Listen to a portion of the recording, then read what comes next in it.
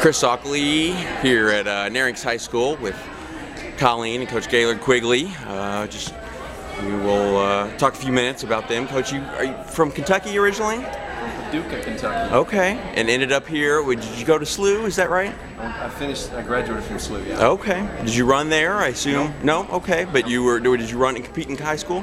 Or become a runner later in life? I played basketball and baseball in high school. Okay. I played baseball for a year in college. Okay. But started running right after college. Really started training for marathons and got into it that way. And your wife, is she a runner also, or she become? She's an old marathoner too. Yeah. Okay. Okay. So sure you got the kids started early, and did you start teaching at CBC before you had kids, or? Actually, I started teaching at Jeff City High School, Elias. Okay. And after 2 years, moved to St. Louis and been at CBC for 27 years now. Okay. And then, got your shirt there, and obviously coached your son Dan to many all-state honors and a state cross-country runner-up finish, and one of the top all-time state cross-country times. I would say I assisted coach with Dan. Yeah. Yeah. Bernie Sill was his coach. Bernie Sill and a couple of, who are the other assistants there? Not only distance, but just to... On the cross-country coaches were also Dan Darst and Hamer. Okay. Yeah. And then the rest of the staff here, we'll give them a mention with their excellent job. Give me their, I've gone blank and can't think of the rest of their names. Coach James Bell and Coach Lenny Harrison. Okay. The other two sprinting coaches. And Coach James does the field events. Coach Rich James is our field events coach. Okay. And so what was it like, coaching Dan and now coaching Collen? I have to think, as a wannabe coach, I just think, man, that couldn't get much better than coaching your kid. Obviously some different challenges that, you go home and you're barking at him at practice to do this or that, and then you get home and you see him or ride home with him. But right. Well, with Dan, I was lucky to have Bernie Sill around to sort of be his coach, and was a more objective person with Dan. Right. And he kind of, boys for some reason need that, I think, more than girls do, from what I found. Dan would, if I told Dan to go out and do a 12-mile run, I think he'd tell me to jump in the lake. But, Collen would say, is that all you want me to run? That's sort of the difference. Bernie could get Dan to do just about anything. Yeah. So it's nice to have that kind of guy to rely on the staff and that kind of expertise. And honestly, I learned a lot from Bernie too, coaching with him. You always learn a lot from people you coach with. And the things I read, Jack Daniels and that running formula book that he wrote is what I go by for the most part. Yeah.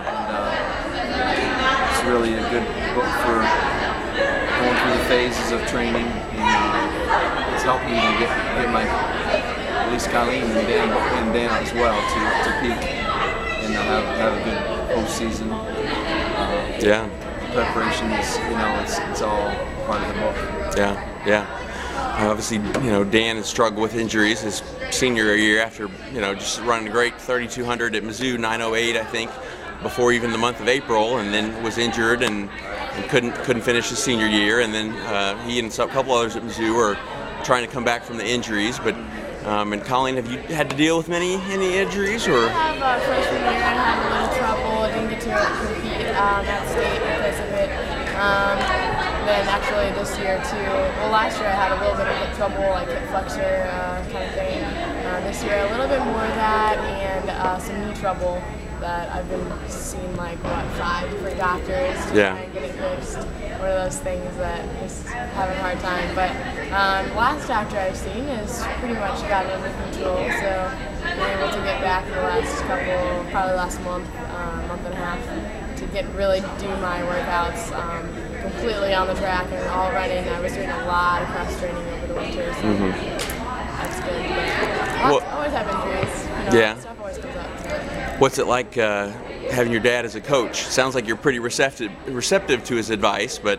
Yeah, I love it. I remember back freshman, sophomore year, we'd come practice, and then I was a drive hand, so I would get him, he would drive me home, and I remember we just talked about running all the way home, we talk about it at the dinner table, we talk about it after dinner, we always talk about running, and so it's kind of fun because we just live, breathe, eat running in our family, and with Dan and like both my parents and stuff, so it's just kind of fun to have an in-house coach all the time, whenever I have questions or whenever I need anything from the coach.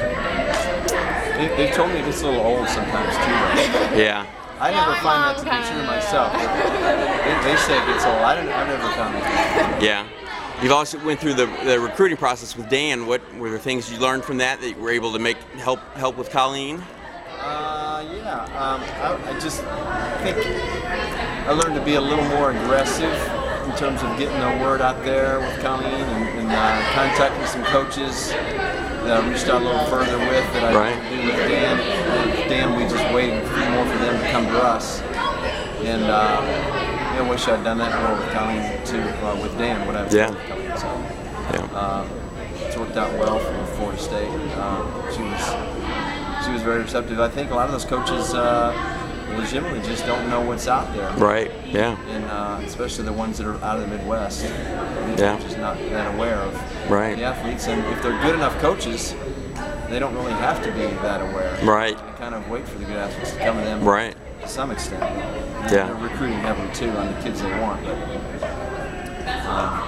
Karen Harvey's been great at Florida State about just being receptive to what I sent her and talked well with her from the beginning. It's great. So what are your plans now? Are you with her going off to school? Are you I don't know how you've got a younger daughter also. Will you continue to coach or try to take some time off and watch? Talk her into running. She's a dancer. Oh, okay. Yeah, she's big into her dancing, which I'm really proud of her. I'm really proud of her for her dancing that she does and taking her own path. It's great for her.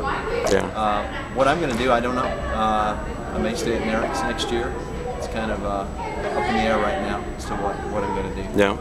So I'm open to coaching at Nerinx. We just have to see. Yeah. Yeah. What are your thoughts on maybe have a free trip to New York in June? It'd be awesome. I'm all up for that. Yeah. Yeah. It won't be free for me though. Oh, just pay the athlete's way, huh? Right. But it's worth it. Oh yeah, I'm all over it. Yeah, that Icon Stadium is just pretty phenomenal. So great venue and. For that, and I'm looking forward to the national meet in Greensboro. Okay, I forgot to mention that. The New Balance. Are you planning on going? Okay. What about another thing I've been meaning to post on Mosplit, the qualifying standards for U.S. Junior Nationals? Have you thought about that at all? I know it's not cheap to get up to Eugene, Oregon for several days, but I mean it's just a phenomenal place for track and field. So if people can find it out financially to make the trip, I suggest that they go. So yeah, it'd be great to go to that. I would like to. Kelley's got a little vacation planned. After the New Balance Nationals, yeah. She's taking off for Europe. Oh, okay. Well, that sounds fun. For 3 weeks. Oh man, that sounds really great. Yeah. Probably. Graduate and head off out of town. After all 4 years of hard work, celebrate a little bit.